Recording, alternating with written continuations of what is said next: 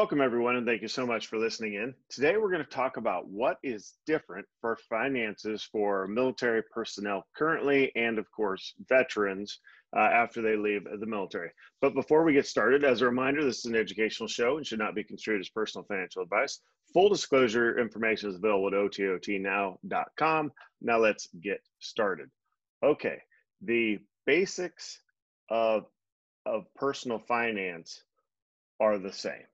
So you can end up in the military, you can join the military, end up in the military, US, you went in by choice, but if you're in the military and you can be out there at 18 and yes, you're an adult and good for you that you have your own job and you probably have what you consider quite a bit of money coming in.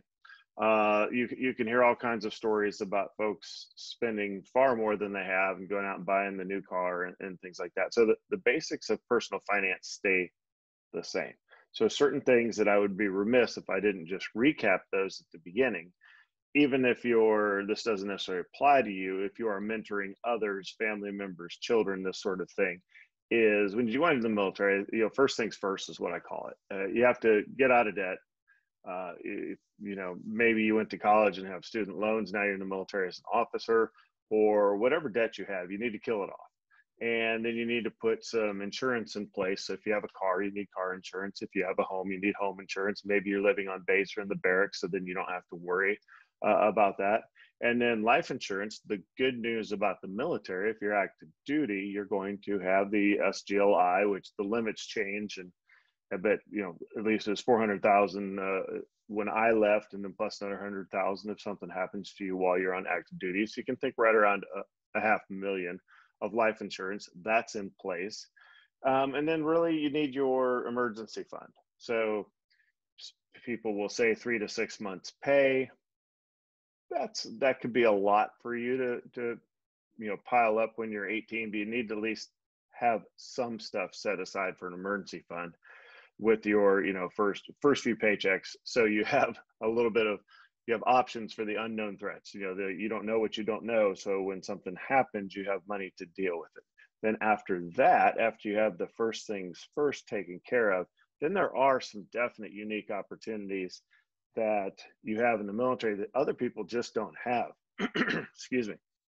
And I will relate to part of this is one thing that led me to where I am today financially. As you know, I started young when my parents, funded my IRA in high school. In 2000 was the limit. They made me go get a job. They didn't make me. They told me to go get a job. And I said, yeah, that sounds good. And they matched, I kept the money I made and they matched that into it. But then after college, when I went in the military, I had the discipline in place to save something monthly. And I always did that.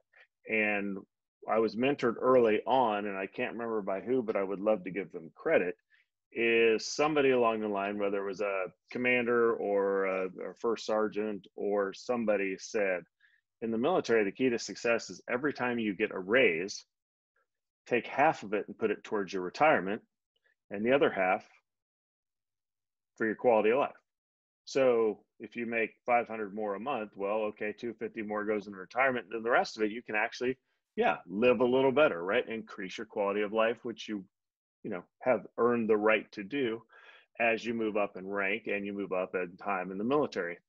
And as you know, the military pay scale is public. So why I even bring that up is that helps you to be able to plan when your raises are, because you pretty much know when they're coming as far as the time in service raises.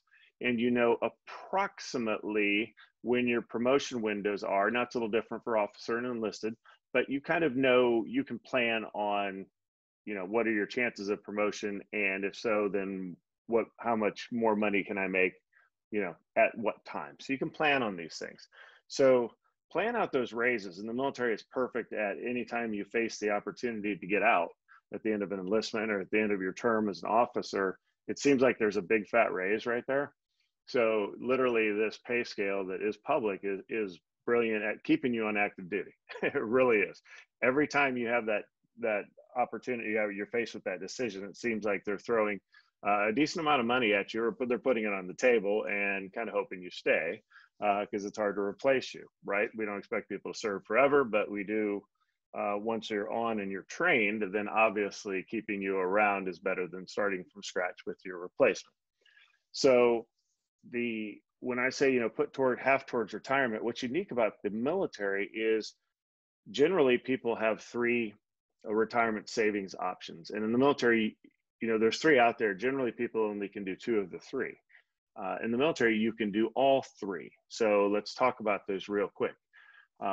You have if I was under the retirement for life kind of deal, where if you serve for 20 years, then you get an immediate annuity monthly with a survivor benefit plan if you sign up with it.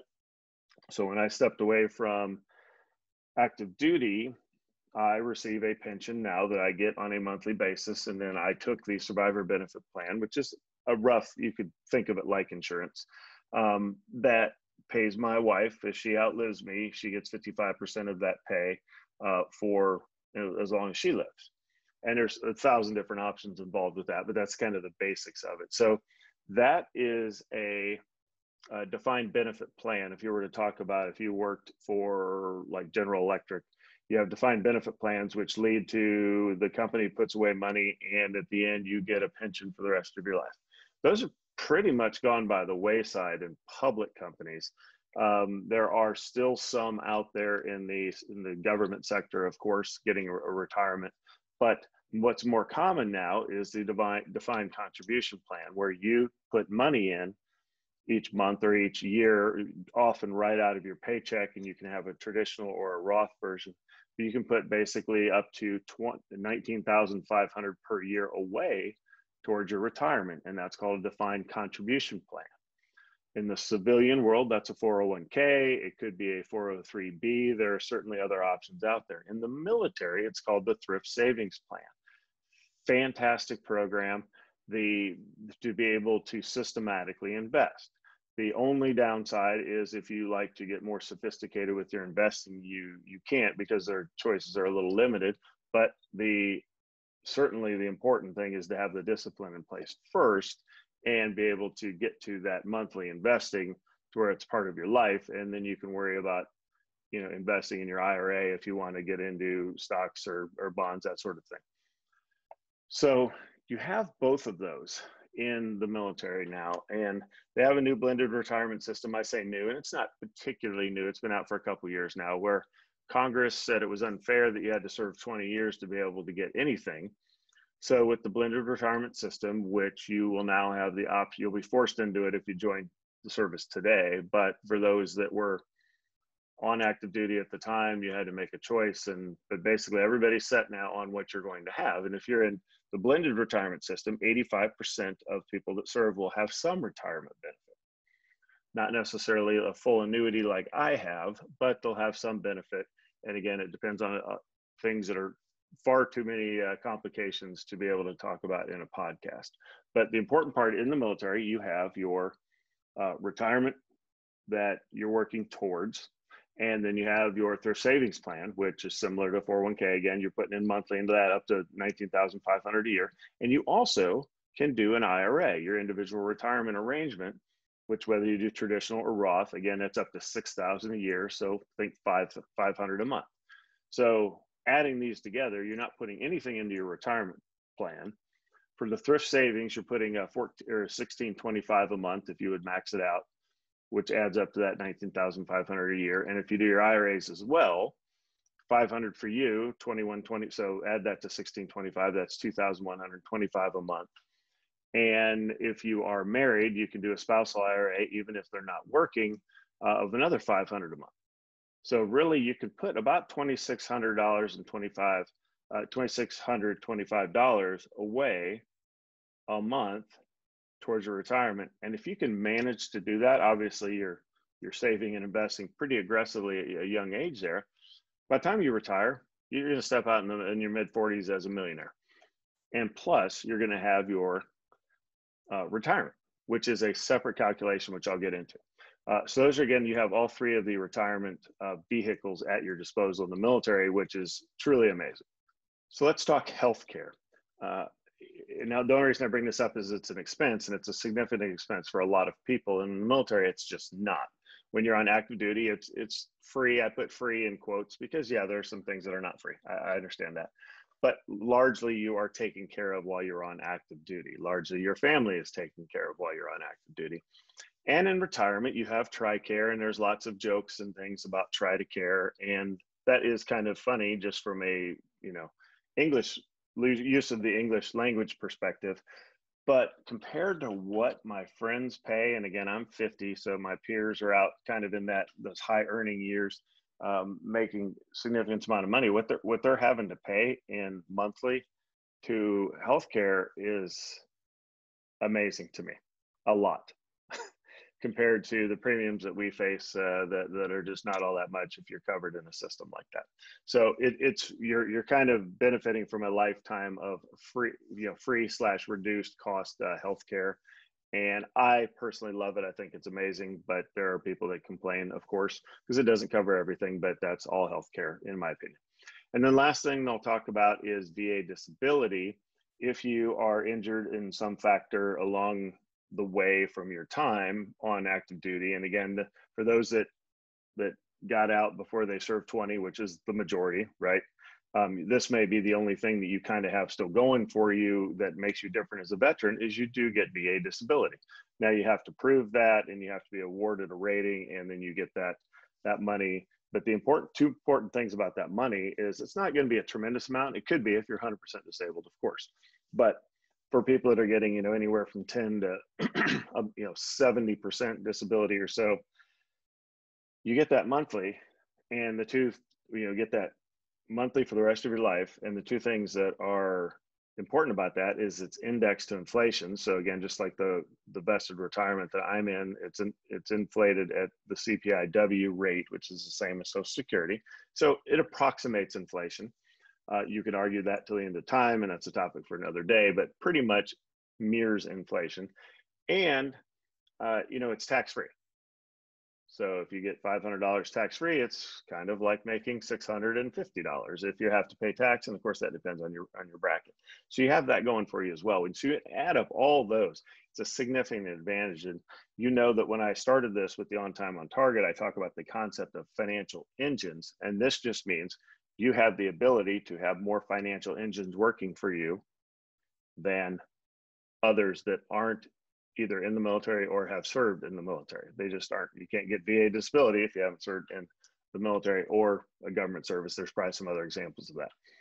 But the next thing I want to talk about, and again, if you want to follow on in slides, this is available on the YouTube channel as well. But what is a military pension worth? Now, I'm thinking the standard cliff vesting pension like I am, where you retire and you receive a monthly payment for the rest of your life, which is indexed to inflation, like we've already talked about. Well, there's ways to calculate it. You can do a present value equation, which have fun with that. You can Google it, you'll see the equation, and you can do your higher math if you choose to. There are online calculators that simply Google what is my pension worth, and you'll get those online calculators, which do the same thing, but you have to make a series of assumptions. I think the best way to value what your pension is worth, and it's important that you know what it's worth because it affects other investing decisions, and we'll get to that later. But what would it cost me to buy it? If I was 45 years old and I'm making $3,000 a month for the rest of my life, what is the single amount of money that I would have to pay today? That's that present value equation, but let a company who does this for a living calculate it, right? What would that cost me? So to know that, you'd have to go online, and there's an immediateannuity.com, which you can put in your gross monthly payment. You can put in your projected inflation rate, and you can take a guess at the number of years you're going to live. For a male, that's 82 is the standard life expectancy. Female, it's 84, and it'll spit out a number. So of course, there's an investment rate of return that you need to assume there as well. So you're going to make some assumptions, but if you really break it down to the math, and I'll give you some generalities from some numbers that I pulled. If you are, and all these are for males, so, and I'm not being gender specific, what I'm saying is that as a female, your pension is always worth more based on the average life expectancy of a female being 2 years longer than a male. So that's why I use the male numbers, because with the female number, it's going to be higher, fractionally, but maybe significantly too. So if you were to go to medianannuities.com/annuity-calculators, if you're 45 years old and a male and you get 4,000 a month, which again is a retirement, maybe a senior enlisted type retirement number, then that is worth, if you were to buy that 4,000 a month for the rest of your life as an age 45 male, that would cost you $1 million. So literally, if you serve your 20 years and retire at one of the ranks that you have to actually achieve to retire, assuming a 20-year retirement, not a medical retirement, but you can do the same math for that. But a 20-year retirement, you're basically stepping out the door as a millionaire. Now, your retirement obviously decreases in value the older you get, part because you've collected it, and then secondly, because you don't have to, each day you live is one less day you're going to live. That sounds ridiculous, but when you think from an annuity perspective, each time they make a payment to you, that's one less payment you're going to get over your lifetime. And you don't know when your lifetime expires. You just know that it's one less because you just got it. So 4,000 a month for a male age 45 is $1 million. If you get 3,000 a month, and that's $750,000. And if you got 2,000 a month for the rest of your life as a male at 45, that's $500,000, 500K. If you're older, so let's look at the 3,000 a month version. So take the numbers, 3,000 a month for a male age 45 is $750,000. Well, a decade later, when that male is age 55, getting 3,000 a month again forever is $665,000. So it's reduced almost 100,000. And then when you're 65, it drops about another 100,000. And then when you're 75, it's dropped all the way down to, it's still worth $400,000 basically at 75, because you could live, your average life expectancy is another 7 years, but you could live well past that. So pretty significant numbers. So how does that really affect a financial planning / investment strategy? And this is kind of the kicker that you kind of need to understand. And again, it's your preference how you invest. I'm not trying to tell you what to do. I'm telling you things to consider. So if your pension pays $3,000 a month, you can, consider that $36,000 a year for the rest of your life. So when we look at retiring and those financial engines we have working, this is one of them.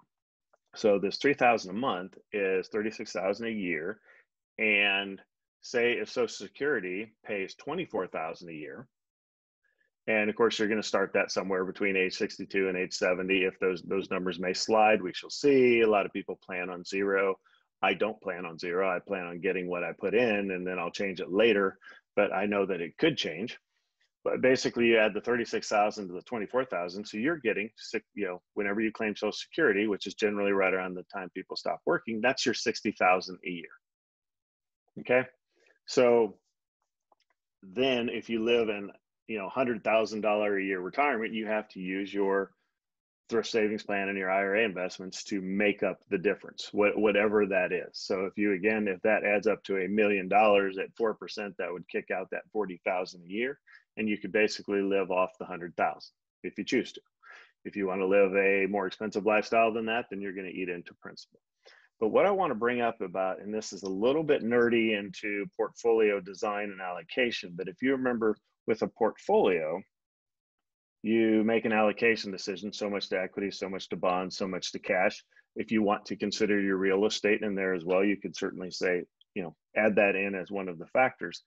But when you think of how much do I need allocated towards bonds, basically your Social Security and your pension can both act as bonds. They aren't bonds, but they act as bonds.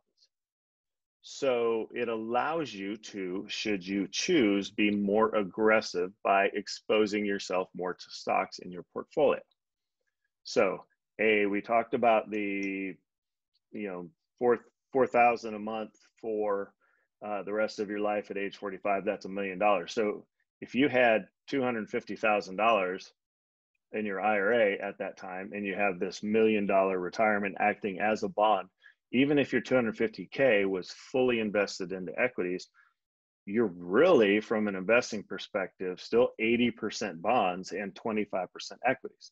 So it's not necessarily a mistake, but it's a choice and people make without knowing it, is they will look at that 250,000 and say, hey, I'm approaching 50. I need to go, my age and bonds. So I'm going to go to a 50-50 portfolio with my IRA money. And in effect, when you pile in that retirement money, now they're really like 90% bonds and 10% equities, which is not going to get you that lifelong, compounding of the risk you take for the exposures to stocks. So that's just something to consider, that pension and Social Security act as bonds. So if that's kind of giving you a headache thinking about what I'm saying, then do some more research on your own and maybe reach out to a professional if you kind of want that explained. But that allows you to take more risk in equities if you want to, which allows you to make more money if you want to, which allows you to increase your quality of lifestyle, again, if you want to take the risk. Not trying to talk you into it, just saying it's something to consider. What I will close with is there are some resources out there that you can go to if you want more information. I would say the best place to start is there's a USA.gov website, and there's a financial and legal tab that you can click on there that has, it's a good starting point. And you're not really going to get to the master's degree level, but you're certainly going to get the bachelor's level of information of kind of what you need to know. And those things are very well written. And I'm not talking down to it. It's intentionally written at like the 8th grade reading level, which I like because it's easier to understand. So instead of, plowing through the IRS.gov, go to USA.gov and see what the IRS.gov really says, right? So you can kind of plow through it easier. So that's one resource out there. The second resource I'll throw out to you is there's a lot of folks that believe in the FIRE movement, which is the Financial Independence Retire Early movement. That's a topic for another day, but there is a Facebook page that if you've served, currently serving, or have served in the military, you can request to join. And it's an amazing resource because it's a lot of military folks that are really into personal finance. And you don't have to agree. And there's also, it's like Facebook, anything else, there's bad information there. And you're getting non-professional advice. So of course it's not tailored to you, but it's a good place to ask a question and have some really smart people chime in on your situation and give you their 2 cents. And there will be arguments that break out in the comments, if you're entertained by that, that certainly occurs there. And there are some professional CFPs in there that will throw some comments in. I generally don't comment a lot because it's tough, because it's hard to comment when you don't know the person's financial situation. But there's certainly some no-brainer things you can kind of chime in and help clarify. So that's number 2. That's a Facebook page called Military Fire. Then, of course, this podcast, you already found it, so follow along. And then lastly, if you are seeking professional assistance, you can, again, go take to the internet if you want and Google that. But if you're interested in having me manage your money, go to afterburner-financial.com, and you can read all about my investment philosophies, how I invest, and what you could expect if you choose to go with me. I talk about investing with military precision, and I use all of my military planning background and my combat experience definitely plays, it translates completely to, investment management and making sure your money lasts longer than you do. So just consider, not trying to talk into that, but it's out there if you are interested. So that's all we have for today's episode. Hopefully you got a lot out of that. Please reach out through OTOTnow.com with any questions or comments. Thanks again for listening. And here's to you fighting the good fight every day to be on time, on target with your financial goals. Bye.